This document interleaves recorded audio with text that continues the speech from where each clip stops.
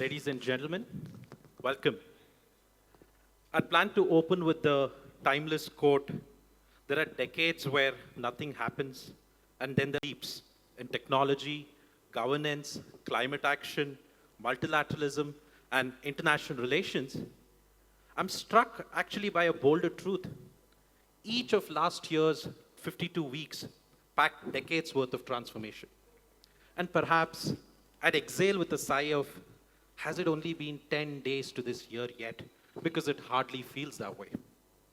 Well, it's only human amidst such relentless change to feel pessimistic, overwhelmed, or even dejected, wondering if you're being taken for a ride by placing our faith in those meant to safeguard our security and well-being, all while grappling with the ceaseless demands of daily life. Well, now, is it time to question whether these feelings are misplaced? Are we overusing words like turbulence and instability? Or are we truly navigating a genuine phase of chaos, one that we must learn to inhabit? That's precisely why our esteemed panelists have carved out time to be here in Mangalore, to probe if India is enduring an age of shattered global consensus and to illuminate the choices that beckon us in this era of strategic flux. I believe that our panelists, Ambassador T.S.Tirumurti and Dr. Sreeram Chaulia, are ideally suited for these discussions. Through their writings and lifelong works, they embody patriotism and authenticity. To me, their patriotism is captured by the Latin phrase non sibi sed patre, which means not for self but country. And their authenticity is reflected through the Bhagavad Gita verse 3.35, which says, better to follow one's own dharma imperfectly than another's perfectly. Before we begin, let me introduce our panelists. His Excellency Ambassador T.S. Tirumurti was in the Indian Foreign Service with a diplomatic career spanning 37 years between 1985 to 2022. He served as Ambassador of India to the United Nations between 2020 to 2022. He was President of the United Nations Security Council for August 2021, and he's also served as a Secretary in the Ministry of External Affairs. Previously, Ambassador Tirumurti has served in Cairo, Geneva, Gaza, Washington, D.C., Jakarta, and he also was our High Commissioner to Malaysia. Further, His Excellency Ambassador Tirumurti was head of division for 4 neighboring countries, Bangladesh, Sri Lanka, Maldives, and Myanmar. Currently, he's a distinguished professor in Indian Institute of Technology, Madras, and member of Board of Governors of Dhirubhai Ambani University, Gandhinagar. He is head of steering committee for Deccan Center for International Relations, Chennai, and he has authored 3 books. Welcome, Ambassador Tirumurti. Dr. Sreeram Chaulia is a professor and dean at the Jindal School of International Affairs and Director General of the Jindal India Institute of O.P. Jindal Global University in Sonipat. He is a leading columnist for Dainik Jagran and Hindustan Times and World Affairs and a commentator on international current issues on radio and television. He also anchors the much-watched television show Indian Diplomacy on India's national broadcaster, Doordarshan. He's a contributing editor for the book People Who Influence the World, and he has authored books such as International Organization and Civilian Protection, Power, Ideas and Humanitarian Aid and Conflict Zones, Politics of the Global Economic Crisis, Regulation, Responsibility and Radicalism, The Modi Doctrine, Foreign Policy of India's Prime Minister, Trumped Emerging Powers in a Post-American World, Crunch Time, Narendra Modi's National Security Crisis, and his latest and acclaimed book, Friends, India's Closest Strategic Partners, which was published in 2024. Welcome, Dr. Chaulia. We now move to the topic of today's session, Beyond the Broken Global Consensus, India's Choices in an Age of Strategic Flux. We begin this panel discussion through Ambassador Tirumurti, who is going to give his point of view on the topic. Over to you, Ambassador. So thank you, very much, Vijeth, for inviting me, and this is a wonderful occasion to discuss a topic like this, and particularly in the the Mangaluru Literary Festival. I am also very happy to see a dear friend, Dr. Sreeram Chaulia here. I just wanted to give an overview initially about where we are, because the challenge to the world order is very much real. For the first time, the challenge is coming from within. That is, a country which it was the pillar of the world order from 1945 onwards, the United States, is also now its chief disruptor. Apart from that, the breaking of the world order is affecting both developed and developing countries. So that is a sure sign that something is actually going wrong. However, the breakdown of the world order, I just wanted to mention, it started well before President Trump. I think that's important for us to understand. And the challenges to the world order have been there for the last 2 decades. The economic disruption of the world order actually started with the rise of China. And more particularly, in 2001, when China was admitted into the WTO.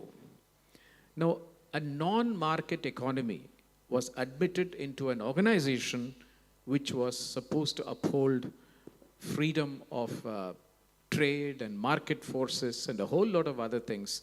And in 2001, they admitted a non-market economy. That is where the economic disruption started. When you look at security disruption, it started with the move of the West to keep out Russia from a security paradigm.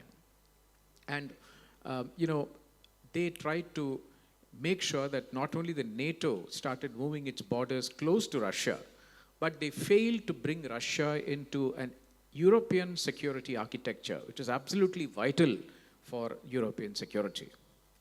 If you look at geopolitical disruption, that really started with India, Brazil, Indonesia, South Africa, and all these emerging economies coming and asking for a place in the high table. And by trying to keep out these countries, they started a geopolitical disruption because the institutions and negotiations stopped reflecting the reality of the world where other parties were also coming in. So basically, the West used a variety of tactics in order to preserve their privileges. And that, there was a time when they wanted to retain their status quo, retain their privileges, and they used a variety of tactics. One tactics which they used was actually to co-opt countries into the existing structures. They made India come into G20 and other countries coming into G20. The other thing which they tried to do was to change the rules of the game. You're seeing already in climate change, where they are making sure that their responsibilities are being transferred to developing countries like India and China. The third is they try to make organizations dysfunctional, either by completely blocking them, like in the case of the WTO, or they stop reform, as in the case of the Security Council and the other organizations. And fourth is now that what you're actually currently witnessing, which is that you are currently witnessing the world being fragmented. And this is where we are right now. Now, the simple point I wanted to make is that let us not feel very nostalgic or bad that the world order is breaking down. I don't think we should be doing that, because this is not a world order you and I devised. This is not a world order we helped to shape. Of course, we took advantage of it. Now we are the 4th largest economy or something like that. But the point is that we have reached here in spite of all odds. I think that is what we need to. So let us not feel very nostalgic. And another distinct feature of this fragmentation which you're going to see is that geopolitics is now gained ascendancy over everything. Whether it's technology or it is the economy or whatever it is, geopolitics has gained ascendancy. And that is the reality we are accosting right now. Now, this is a challenge which India faces. And what effectively happens is that, apart from these challenges, we are also having challenges on our relations with the United States, our relations with China and others. As far as the United States is concerned, the US national security strategy is certainly a strategy which should worry India. For the first time, it has actually recognized China as a G2 or a partner.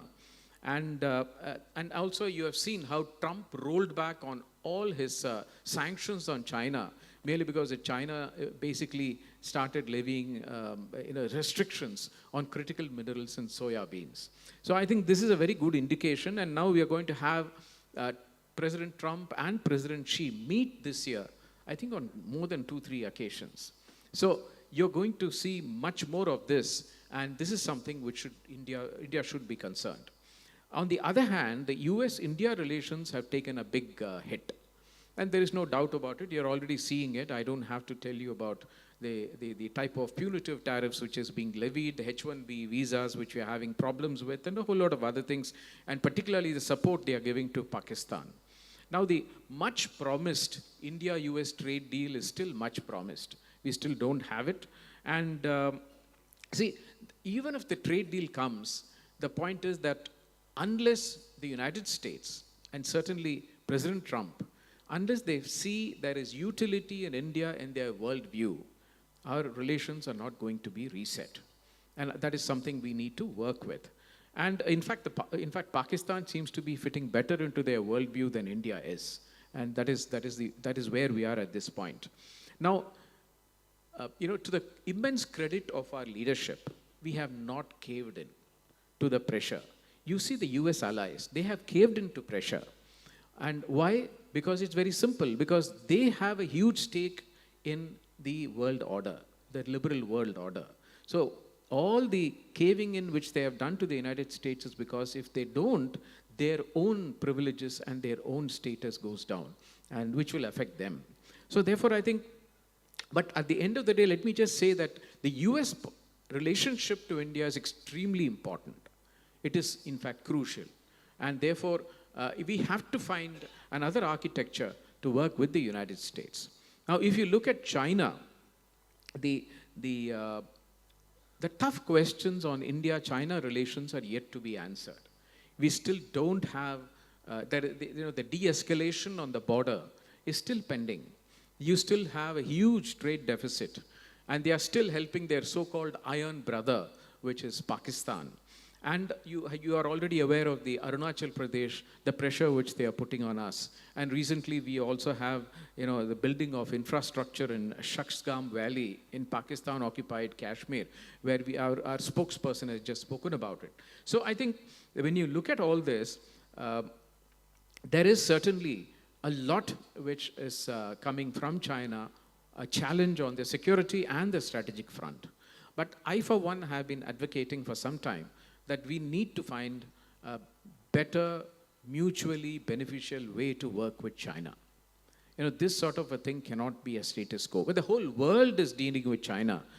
India cannot afford not to deal with China on a much better set of terms when we have a border after all.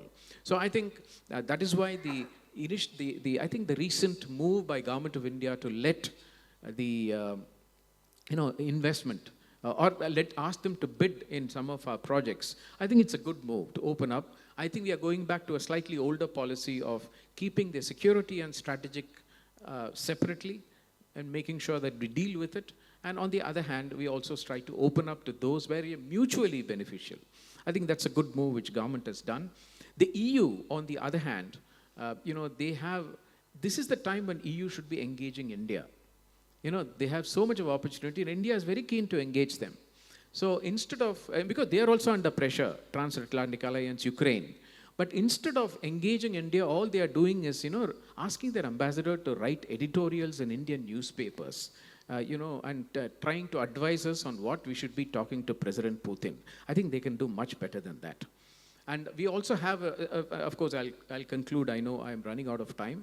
Just to conclude that, we also have Pakistan, instability there. We have instability in Bangladesh. So instability around us is definitely also another area. And you also have another session on the neighborhood, so I'm not going to dwell too much on it. So in a scenario where we have a United States which is not focusing too much on India, you have a Europe which is distracted, and you have a China which is adversarial. I think this is the scenario which India is actually facing right now. Thank you very much for that comprehensive opening intervention, Ambassador. Over to you, Dr. Chaulia. Yeah, Namaskara. It's great to be in Karnataka and Bangalore. And with my, we're very proud of alumni like Vijeth Kanahalli, who is organizing such an important event here. Yeah, many marketing and management literature, they have this, they use this term VUCA, VUCA. I think you know what it stands for. Volatility, Answer. unpredictability, and C is complexity and ambiguity. So, so I think it's a cliche to say we are always in VUCA times. But now certainly I think last 4 or 5 years, and I agree with Ambassador Tirumurti, it's not just because of the second Trump administration, you find that the order is just melting away or collapsing in front of our eyes. Whatever order was there. And the guardrails have fallen aside, and most of the things we assumed were unthinkable are happening, right? And the most obvious are these military interventions that we are seeing.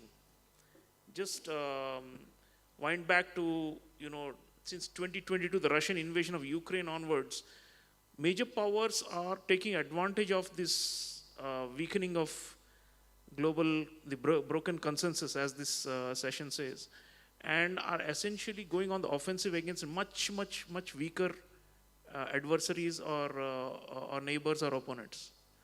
So you saw this with the Russian invasion. I mean, it's not an exaggeration, they say it often, that this is the worst armed conflict in Europe since 1945. And it's been dragging on for more than 3 years now. So now we're going to have the 4th anniversary in February 2026. With the tremendous cost to life and property and to security in the region. Then you had a devastating conflict between Israel and its adversaries, not just with the Palestinian Hamas, but also with Hezbollah and directly with Iran also. We had a 12-day war, Israel-Iran, direct conflict. Again, I mean, just the scale of, and here the deterrence, the so-called deterrence broke down, which was the basis for the security orders, both in Europe and in West Asia or the Middle East. And then there's a regional conflict we had. It was not really a war, but definitely, a major confrontation with Pakistan for 4 to 5 days during Operation Sindoor. So you have these kinds of conflicts, and the latest example that is now, of course, in everyone's mind is the US military intervention in Venezuela and threats to do further interventions across the region to impose their will. So in all these cases, you have a situation where players that have long unfulfilled ambitions now find that they have an open door to kick it open, to barge in, and to take what they want through some form of coercive force or the other. So use of force against territorial sovereignty and against basic norms of civilized conduct is now becoming normalized. So that is a sign that the order has collapsed. The earlier you would think that what would some others, how would some others react, or maybe we should restrain ourselves. Now it's all about they believe the offensive has the advantage. Whether it works for them or not is a different matter. Russia has suffered tremendous losses in 4 years, although it still has the upper hand because it's a much bigger power than Ukraine. And likewise, Israel has gained kind of like overwhelming predominance now in the region. And the military might that it has displayed and its economic superiority over all its combined rivals has really recreated the order there under some kind of a Israeli-dominated regional order, and which is creating jitters even among Israel-friendly countries like Saudi Arabia. So, in the subcontinent, of course, the balance, India still remains predominant, but we are not, on the offensive because we actually prefer status quo to a great extent. We want it to be quiet so that we can continue growing. We want to avoid wars, but we have problems. And the Chinese also, as Ambassador Tirumurti mentioned, thought that they had an advantage when they pushed in 2020, and we have painstakingly tried to restore the status quo ante there. So you have this phenomenon, what I'm talking about, where people believe the might is right. Once again, like the Hobbesian state of nature, and where the law of the jungle prevails. So it's that kind of a very predatory kind of a world order we are in, where the weak seem to be, as the famous, in the Melian dialogue, which we all teach in international relations, there is, Melos is a small island surrounded by a great, invading navy, which demands that you surrender. And then the famous phrase written by Thucydides says, the strong do what they can and the weak suffer what they must. This is the nature of the world. There's no law, no protection for the weak or the small. So in Hindi we say badi machli choti machli ko khane wali jo paristhitiyan hai, meaning the big fish is eating the small fish. And it's that kind of a very crude, naked kind of aggression and imperialism that we are seeing today all around. Coercive actions. So what does it mean? I mean, for us, we will always say, how do we protect ourselves? We've got to be militarily stronger. We've got to also work out our differences with our two adversaries on the western and the northern front, especially the northern front, because we cannot afford an all-out war with a much superior, great power like China, right? In most of the parameters like economic and even military. And we have to also maintain, as Ambassador was saying, friendly ties with the other great power, which is the US, despite their transgressions. But we'll have to do it with a much more realistic and clear-eyed approach now. There is no free lunches, as they say, as the economists say. And there are no free partnerships and free, friendships either. When I was writing my last book, Friends, India's closest strategic partners, it still, this was about 2 years ago, it still looked like maybe we can work it out, but as we progress, into 2026 and beyond, looks like it's going to be a struggle, because everywhere this offensive advantage, this offensive mentality is dominating, and there is this notion that we can threaten, coerce, bully others into accepting our point of view. So for us, I think we have to hold our ground, number one, and two, we have to tactfully manage these ties, and obviously we want to avoid wars. I think for a rising power with fast economic growth of 7% on average, we have to reach our Amrit Kal goals for 2047. We cannot afford getting into major wars with either of our adversaries. So avoiding war while sustaining growth and at the same time expanding our influence, that should be the goal. Those should be the goals going forward in these uncertain times. We can talk more. Thank you, Dr. Chaulia. Well, now I have a few questions to the both of you. Let me begin with you, Ambassador.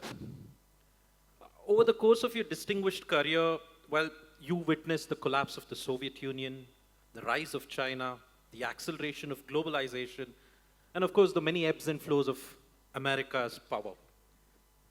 Drawing on this long view of the forces, well, that make or break a state, would you say that today's India does it have its house in order? And also, has it secured sufficient buy-in from the current international players, especially at a time in these murky waters of international order? Please. Yeah, see, as you say, there is a world order which is breaking down. So what we have to see is that whether we have the wherewithal to cope with it. And if you look at that, we certainly have our house in order.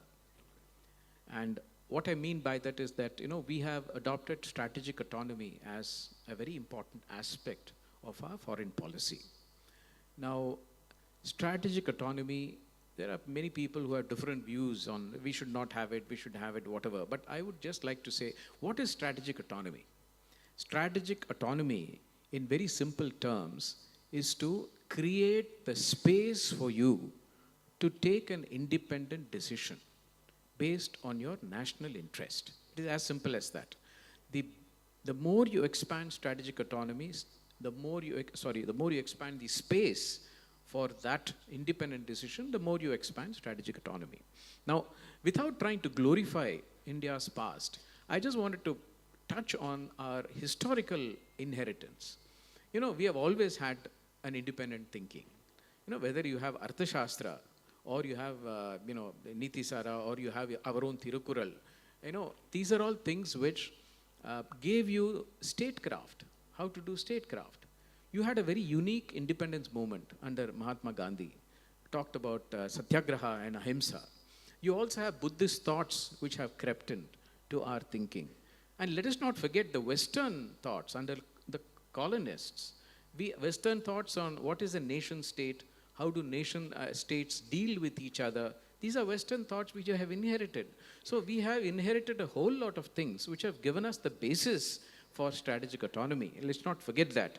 And therefore it was no surprise at all that when at the turn of the century, when we got our independence, we had Prime Minister Nehru enunciating a policy which was actually strategic autonomy in one way, which is non-alignment. He said we'll take a very active role in international relations, thanks to his own background, but we will also not join any of the two Cold War camps. And that is nothing but strategic autonomy through non-alignment. And what happened was many of the developing countries lined up behind us because they also wanted a third option. And India gave a third option. We should not forget that. And another important thing is that non-alignment gave us leadership. Because the newly developed, newly independent countries, they lined up behind India and we became the leaders of the non-aligned movement. So leadership came to us through non-alignment. Now, we have what is called multi-alignment now. That is, I think, exactly the way we should go ahead, which is that you are basically doing the same strategic autonomy increase in your space by multi-alignment because the world has changed. The world is, even the biggest adversaries, the United States and China, are actually so closely interconnected with each other on commercial investment and a whole lot of other things. So we should know how to navigate between our own friends who have differences. So multi-alignment is the way to go. The only difference is that in multi-alignment, it doesn't automatically give you leadership, whereas non-alignment gave you automatically leadership. Now the question you may ask is, why is leadership important? I think this is something we need to look at now, because in a fragmenting world, what is relevant now? Geopolitics and raw power. As Dr. Sreeram was mentioning, raw power and geopolitics has come to the fore. And this is the one which is determining how technology, economy, and others move forward. It is no more the MFN or the free trade or the WTO norms which is guiding. You look at United States and China, they are doing their own standards and their own norms, not internationally negotiated norms or internationally negotiated standards. So this is exactly what we are inheriting. And in this situation, many people say that, let us just focus on the economy. Don't focus on geopolitics. Because the moment you focus on geopolitics, then it actually is counterproductive. You may not be the fourth largest or the third largest. I think that template is gone. That template is broken. Geopolitics determines technology. Geopolitics determines your economy. And if we have to grow bigger economically, you have to focus on geopolitics. And focusing on geopolitics means you have to take leadership. Now, the other aspect is that India, at this point of time, if you see, and I think realistically you will find that we have not taken a very frontal role in many geopolitics issues, political issues which have come, whether it's Ukraine or Gaza war or Sudan or any other. We have not taken a very frontal position. We have basically been on the sidelines a little bit. And this is by design. This probably is also sometimes in our national interest. But at the end of the day, I feel that we should be more proactive. We should be proactive for several reasons. First, the international community expects you to be proactive. When you want to be the permanent member of the Security Council, you cannot afford to be not proactive. You have to show the world that you matter. In conflicts and in wars, India has to matter and be there. But also look at it the other way, at the flip side, as I would call it. If we do not meet these expectations of the international community, and if we are not proactive, you're actually ceding space to countries which are proactive. And these are countries like, Turkey, or Saudi Arabia, or Qatar, or Italy, or even Pakistan. You're ceding space to them. And you are ceding space to them in areas where your stakes are very high. We are a global player, and our stakes are high in most of these conflicts which take place. So I think, and we are also seeing that we are witnessing the growing profile of Pakistan, as I just mentioned. And just now, Saudi Arabia and Pakistan have got a defense agreement. And now we hear that Turkey is very keen to join the defense agreement and make it a tripartite. So I think we will start ceding space if we do not take that space. So I just wanted to keep all this in perspective, that there is no choice for us but to take a very proactive geopolitical role. Gone are the days when you could just focus on the economy and assume that you will automatically become the third largest and the second largest and so on. So I think, strategic autonomy is the way to go. And I have no hesitation in telling any detractor that you don't have an alternative to this, particularly the scenario which I had outlined earlier. Thank you so much, Ambassador.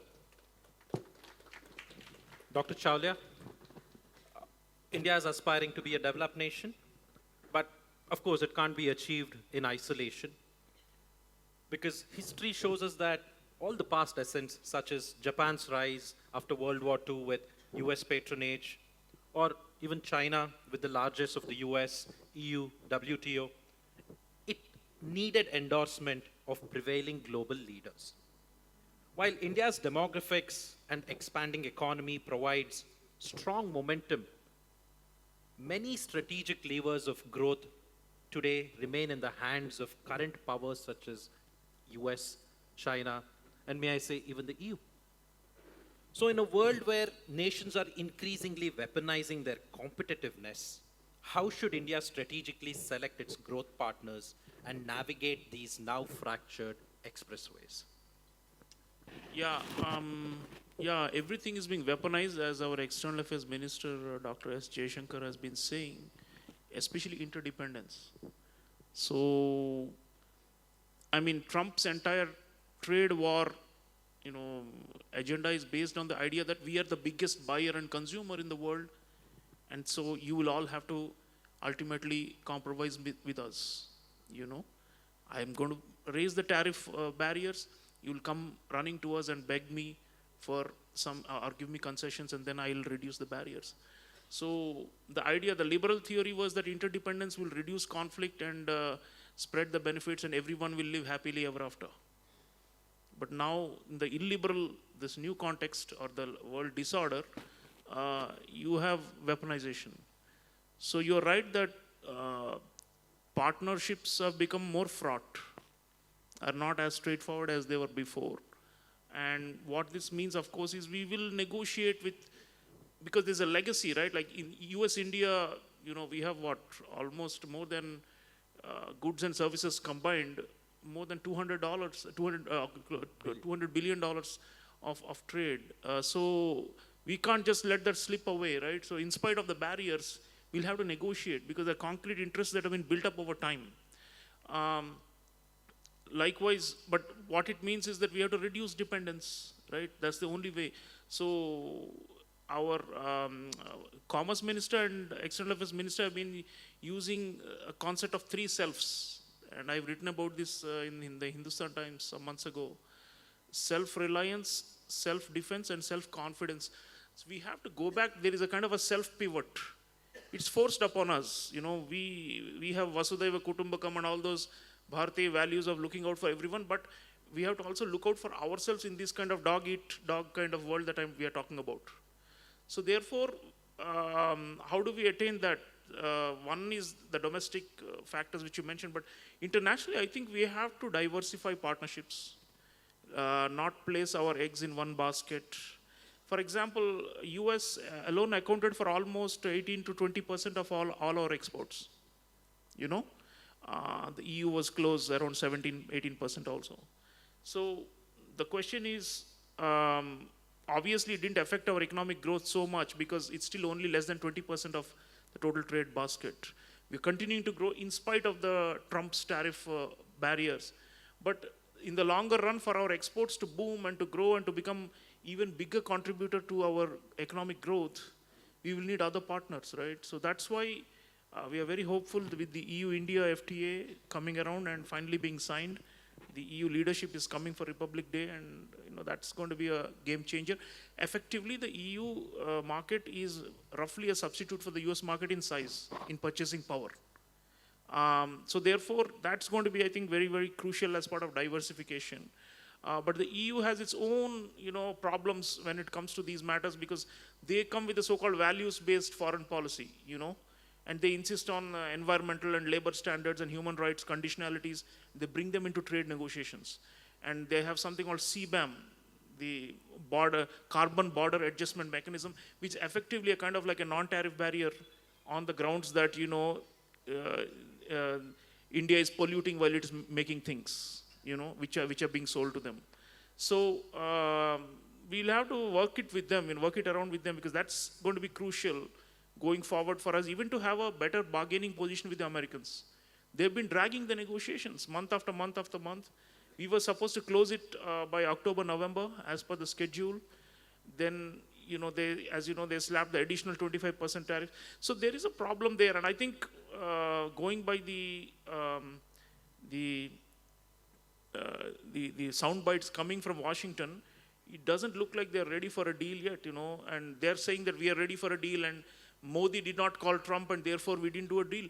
I mean, that's kind of ridiculous, So I think they want to continue to press us on certain things and are playing hardball negotiation on certain aspects, And as a sovereign country which prizes what Ambassador Tirumurti called as strategic autonomy, we are not just going to just give away. So one is we have to be much more stubborn and hard-headed, like I said, and hard-nosed in this kind of, predatory kind of order. To look for more partners. It's not only the EU. I'll tell you something interesting. The Africa as a whole, the continent, is now contributing to more than 110, 120 billion dollars of our merchandise trade, So Latin America is a little behind because of the geographical distances and all that. But what I'm saying is this global south region is underexplored, but it is significantly climbing up. So if you add up all these, and in certain sectors, I'm very happy when I see news reports saying in this particular sector, which is affected by US trade barriers, we have managed to redirect our trade to some relatively affluent African and Latin American countries, or towards the Middle East and so on, or towards other parts of Asia. So I think those are where, those are the areas where we'll have to ultimately, for us to produce and for our products and services to go out and generate the kind of wealth that we need, our surpluses, we'll have to look for a wider set of partners. So I would say be very, very, India is actually good at it. It's not like my prescription. India is actually very stubborn, if for lack of a better word, I would say, or very, firm on our negotiating lines in these trade negotiations always. Even the WTO, we've been that way. I think it's time to actually be firmer and to say no when we are being pushed around. Of course, we will make concessions and they'll be give and take. But, there's a limit and we have to draw the line there. And second is the diversification. And third, of course, domestic. There are a lot of these national missions going around in certain key areas, like for critical minerals. There's an underwater exploration mission. The National Semiconductor Mission, all these things, if they bear fruit, it will, today we heard that maybe we can even find critical minerals in some asteroid and bring them back to Earth and to India through our space missions. Sounds fanciful, but who knows? Hardeep Puriji, our energy minister, is saying that if the exploration in the Andaman Sea succeed for oil and gas, it may be like a Guyana situation. Guyana is a country in the Caribbean that suddenly become oil rich due to offshore discoveries in the last less than 10 years. and it's become from a developing country, it's going to be counted as a high-income country. So there are like moonshot type of possibilities also. Sudden, discoveries if we are really going to focus our attention. So a combination of all these, what is going to save us and to keep us, marching towards the great power status. Thank you. Thank you for that, Dr. Chaulia. Ambassador, I have a question for you. You've actually held, honestly, extraordinary positions, as India's permanent representative to the UN, President of the United Nations Security Council. I think these are roles only very few of us can even imagine. In that capacity, well, I think you've championed India's national interest at the UN. Advancing our positions on many global issues, forging partnerships with like-minded nations. And, at the end of the day, given your unique interactions with more than 180 countries, I have a question to you that is, does India stretch its imagination enough to pursue partnerships in our national interest, even if they are not universally acceptable? Or do we play it safe in order to not upset dominant global powers? How do we do this? No, the answer is absolutely yes. We, at every turn in our history, in our independent history, whenever our national interests are protected, India has fiercely defended it. I can assure you that, and even when it has not been a popular one. So, and of course we do it ideally with our friends, with our partners, and we try to defend it. Or if we have to stay independent, we stay independent and defend it. I can give you one instance, which is our nuclear option. The way we kept it open. It was Prime Minister Indira Gandhi of the Congress who did the first test. And she kept the option open. 2 decades or more later, it was Prime Minister Vajpayee of the BJP who did the other tests to keep our option open. But what many people forget is that when we kept the option open by not joining the CTBT, which is the Comprehensive Test Ban Treaty, it was Prime Minister Deva Gowda. So you look at how it cuts across party lines. And when we had the United States deal, the nuclear deal, Prime Minister Manmohan Singh stayed his government in the parliament to make sure it comes through. And now Prime Minister Modi has done the Shanti Bill, which is to protect energy security by bringing in nuclear energy into play and unlocking what was all the issues which we had. So I think you look at how we have stood up to the international community, even if it has not been very popular. Now, since you mentioned about the United Nations, I just wanted to give you a few instances. First was our vote on Ukraine. It was a very unpopular vote globally. We abstained in the Security Council. I still remember the type of pressure which I came under, and I cannot tell you how it was. That in some ways, when I went to the Security Council, I dreaded being attacked by my co-colleagues and diplomats. That was how hostile it was. But ironically, while 12 out of the 15 votes were for the resolution, I think 11, interestingly, all the 3 Asian countries abstained on the Ukraine, the very first vote. India, China, and UAE. So I'm just mentioning that. It was not, yes, we took decisions which are not easy, but it was in our national interest. You look at Afghanistan. I was presiding over the Security Council. It is just a coincidence. When the entire Afghan situation unfolded, this was in August 2021, and you know how it happened. It was a very tough month because we had huge stakes in what was happening there. And there were huge pressures on us from you-know-who and others on this whole situation. The last day of our India's presidency, we managed to get the resolution through. Wow. And in that, we had India's interest reflected in the resolution. We worked with all the permanent 5, and we got it through. Now, why I'm mentioning is that, yes, we have to work with people, but we're also willing to put our stake where it matters. When you look at the climate, there's another one where we stood alone, and now we are being vindicated.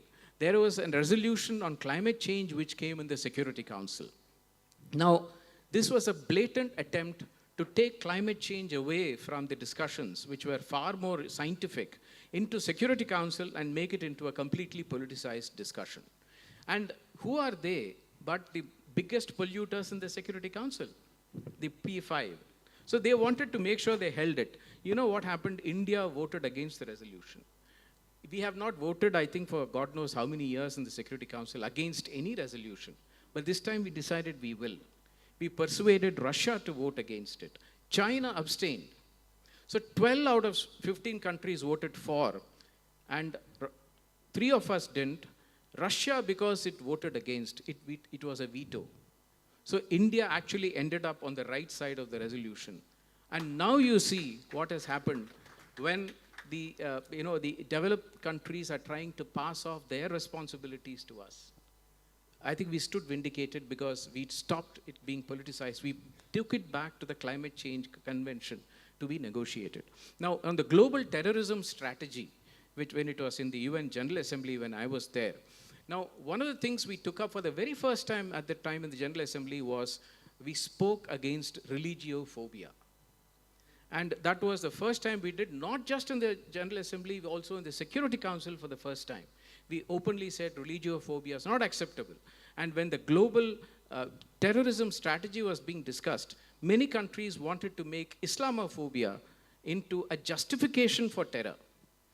And with or without partners, we refused. We said you cannot have excuses for terrorism.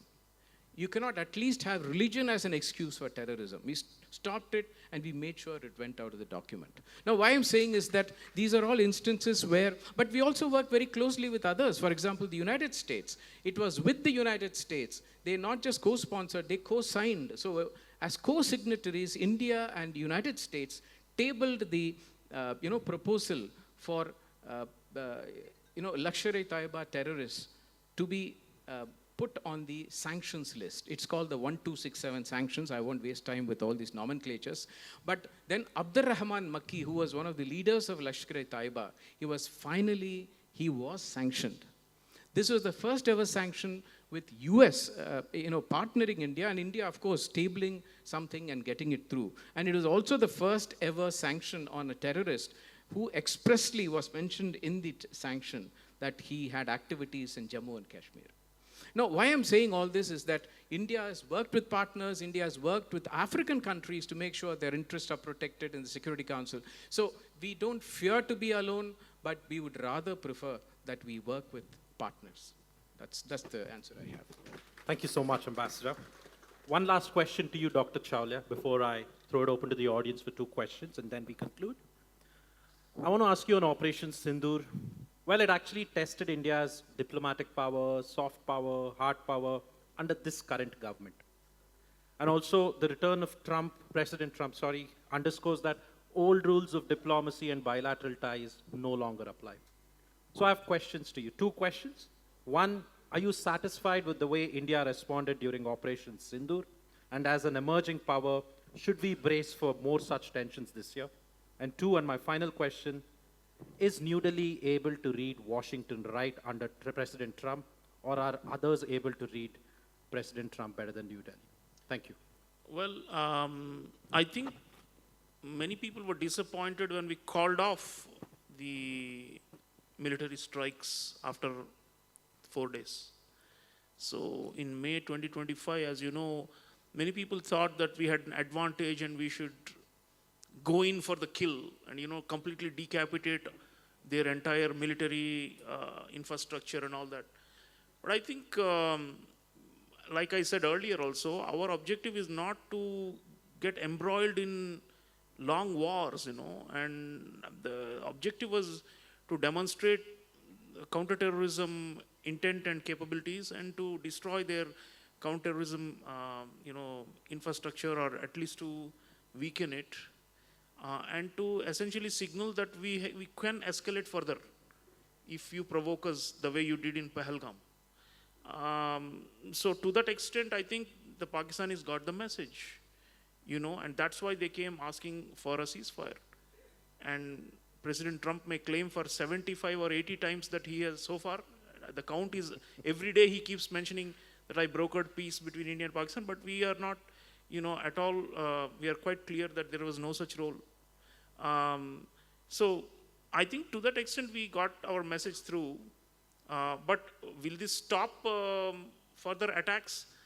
Absolutely not, because if you see, the BSF has recently announced that most of the infrastructure, terror infrastructure in POK that was affected during Operation Sindoor through our strikes, and which also they relocated further inland to protect themselves from the Indian firepower, have now restarted, and they're rebuilding the camps roughly around the same areas or in nearby spots. So, and we are obviously able to monitor them. So it's probably a matter of when rather than whether some terror attack or the other will again happen in this country. We are, however much our counterterrorism and security apparatus is trying to deter these threats, is just the nature of what's happening on the other side, the kind of state we have under a kind of a de facto military dictatorship that's getting even more authoritarian under this field marshal, who actually failed in one sense in terms of Operation Sindoor, but he has been given himself an upgrade. And some people are saying that the whole idea of instigating Pahalgam and doing this whole thing was to elevate the Pakistan military's total domination over the country. It was not to win over India, which they can never do, right? So internally, the state structure is such that we can expect bad things to happen. On DC, Ambassador, on DC, sir, do you think Washington is being read better by others? So let me just conclude. I think on our deterrence, see what we are showing, I think we can expect more incidents and more retaliation from India. But what we are trying to do now is to, also get the rest of the world to accept that we have this right to self-defense, and that, we cannot be artificially constrained in these matters. So I think it's a spiral. I don't see how we can end this without an all-out war, frankly. At a low level, this so-called, bleeding India with 1,000 cuts. You've all seen Dhurandhar, the super hit Bollywood movie. It appeals because it's showing that there is a whole infrastructure out there which will keep, it's like, it will keep growing. So I think we have to brace for more problems with our Western neighbors, and it's not, and the US so-called blessings, or the deal that they have struck about critical minerals and so on, potentially could give them cover and embolden them to carry out more activities. So it's not looking pretty. So we have to prepare for eventualities as a society and as a people for more bloodshed. I'm sorry to say this. With the US, has Pakistan read them better than us? I mean, people keep saying this. We are a rising power that is going to be a great power or a leading power in the world, right? So we will not be so supplicant like they are. We don't, offer ourselves on a platter saying just exploit us and it's fine, and in return we will survive. So Pakistani mentality, especially the military, is, even though they've been reliant on China for a long time, they also want American largesse and benefits and financial and military assistance.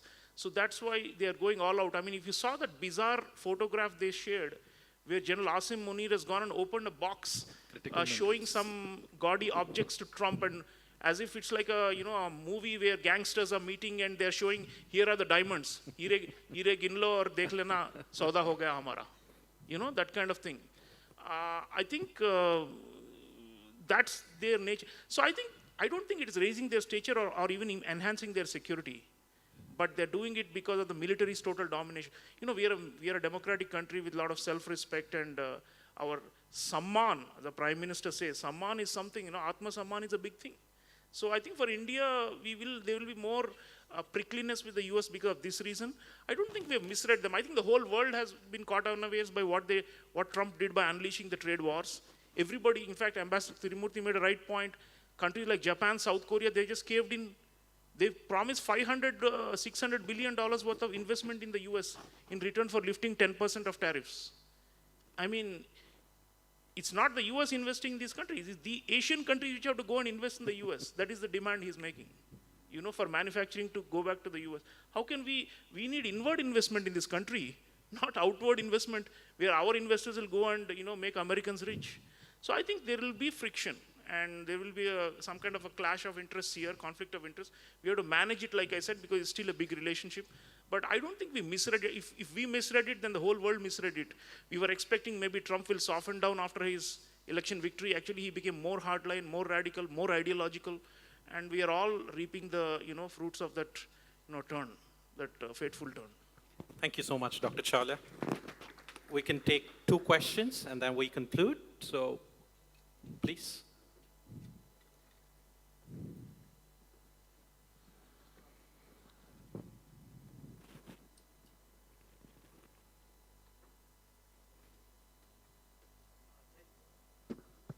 Hello, Jai Hind everyone. Myself Adarsh Shagde, Ambassador Tirumurti, Dr. Sreeram, it's so good to see you in person, sir. So my question to you is,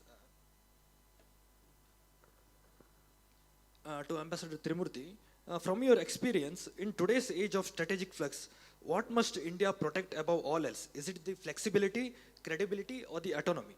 And if to ask question to Dr. Sreeram. Can we give an opportunity to No, I'll just- the second question, because one question. Yeah, thank you. So sorry. Yeah. The next question, please.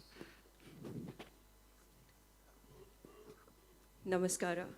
This is really a privilege to have the august company of you both. When you mentioned the need of the hour is India's leadership in the geopolitics, is India, my question is how? As a balancer, or with the swing power, and eventually a pole in the emerging multipolar order? And a note, Vijeth, you're a fantastic moderator. Thank you, ma'am. Thank you so much. Thank you very much for the questions. Ambassador, over to you. Yeah. I think, the choices which you had given, see, the most important thing that we need to protect is just our national interest. Okay, I'm sorry to give you a very overarching view. When you protect your national interest, all the 3 things which you say come in. There are occasions when you need to be flexible, occasions when you need to have autonomy of decision making. All these things are important. Sometimes when the UPSC asks questions, they say all of the above. So I'm ticking all of the above. So therefore, what you do is that you are given a goal and you have to achieve it. In a multilateral thing, as you asked the question, 193 countries are there. How will you achieve it? So there is a way to do it, and you try your best to do it. You cannot maybe not achieve every one of it, but you know what is priority and what is not.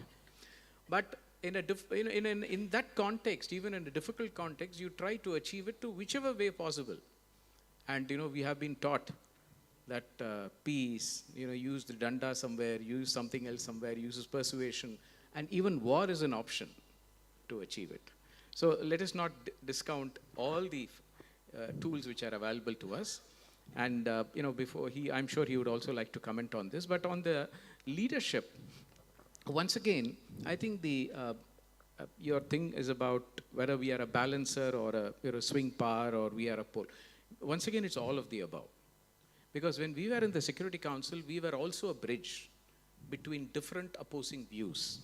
And we played that role extremely well. In fact, some of the things, it doesn't come out because we do it with the rest of the 15 countries. And what comes out is a final product. And it's very difficult to say, no, India did this, did that. But the fact is, we are trusted by everyone in the Security Council. India has a credibility which is very high. Nowhere does India say something and do something else. Not many countries can boast of that. So when India goes to do something, if we like to do something and say something, they may not agree with us, but we are trusted. And that is where our word is important. So therefore, we can be an extraordinarily good balancer. We can be a swing state, and we will become a pole. We are not yet a pole, because I know there are a lot of rhetoric on this.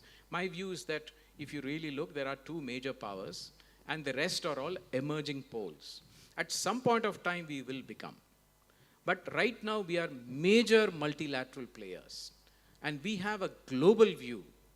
And that is most important. And we have a global reach and we have global interests. It's not subcontinental interest or regional interest. We have global interests. And that is why I talked about leadership. That when you have global interests and there are those which impact the globe, you must have a global role. And there you should have global leadership. Thank you. Dr. Chaulia, your remarks and we conclude with that. Ma'am, on your question, it's a classic, three categories you mentioned where we belong. Swing state, the concept, the way it's evolved is that there are bigger powers and the swing state will simply tilt the balance in favor of one or the other.